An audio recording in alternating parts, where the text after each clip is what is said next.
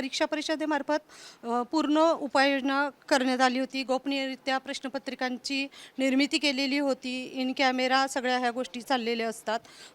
गोपनीयरित्याच प्रश्नपत्रिकांचं गोपनीय प्रेसला दिलेल्या होत्या.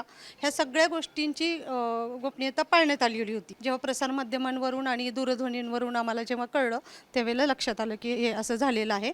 म्हणून लगेचच पेपर आम्ही पुढे ढकलण्याचं हे केलेलं आहे. परीक्षा परिषदेच्या उपायुक्त प्रिया शिंदे मॅडम सध्या आपल्या सोबत आहेत. मॅडम, TETचा पेपर फुटलाय, नक्की हा सगळा कसा प्रकार घडला, काय सध्या पुढे पावलं उचलली जात आहेत?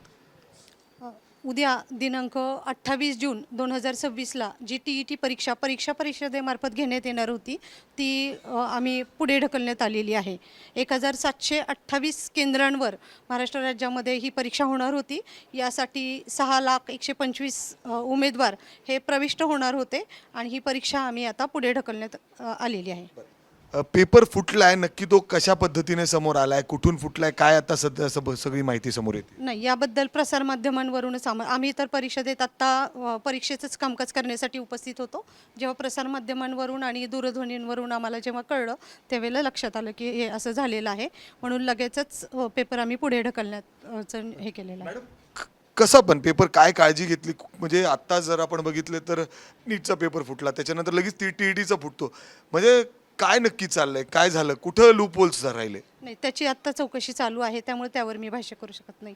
मॅडम, हे कोण कंडक्ट कर, तुमच्याकडून हे कोण कुठं कुठं होणार होतं, काय सध्या असं समजतंय की मुंबई म्हणजे ठाण्यातून कुठं तरी पेपर हा लीक झालाय? हां, आम्हालाही तसं समजत आहे. परंतु परीक्षा परिषदेमार्फत पूर्ण उपाययोजना करण्यात आली होती. गोपनीयरित्या प्रश्नपत्रिकांची निर्मिती केलेली होती. इन कॅमेरा सगळ्या ह्या गोष्टी चाललेल्या असतात.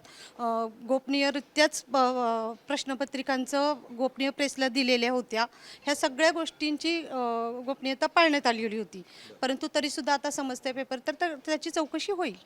एवढी गोपनीयता पाळण्यात आली तर मग काय कुठं कमी पडलं मॅडम?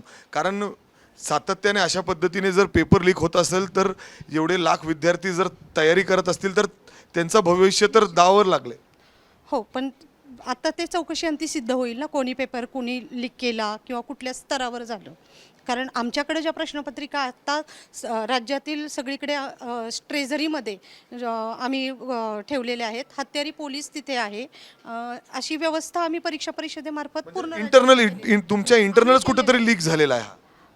नाही सांगू शकत आत्ता त्याच्याबद्दल, कारण आता त्याची सगळं काय आतमध्येच आहे, तुम्ही म्हणताय पेपर सुद्धा आतमध्ये इंटरनल आहे. म्हणजे राज्यामध्ये प्रश्नपत्रिकांचं वितरण होऊन त्या प्रश्नपत्रिका गोपनीय प्रेसमधून डायरेक्ट ट्रेझरीमध्ये जातात आणि ट्रेझरीमध्ये हत्यारी पोलीस बाहेर असतो आणि त्या प्रश्नपत्रिकांचं उद्या सकाळी वितरण होणार होतं.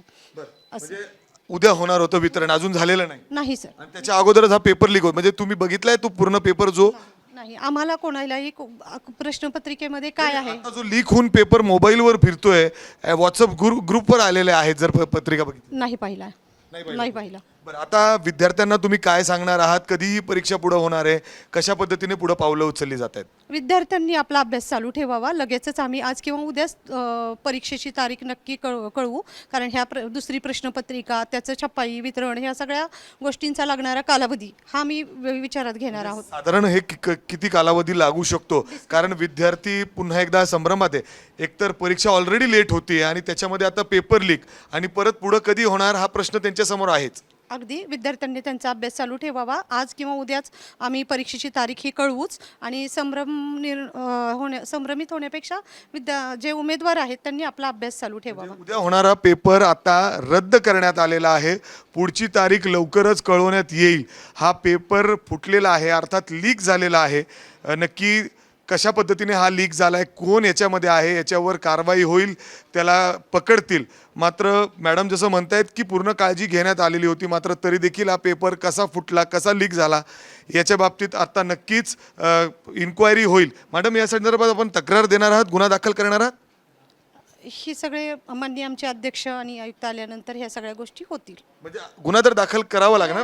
करावंच लागेल.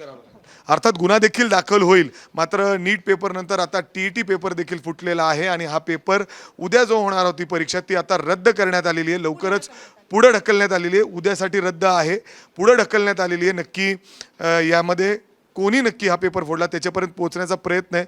मात्र अशा पद्धतीने नीटचा देखील पेपर सध्या फुटल्यामुळं तो पुढे ढकलण्यात आला आहे. कॅमेरामन अमोल गवाळेसह मी मिकी घई, ABP माझा, पुणे. ABP माझा, उघडा डोळे बघा नीट.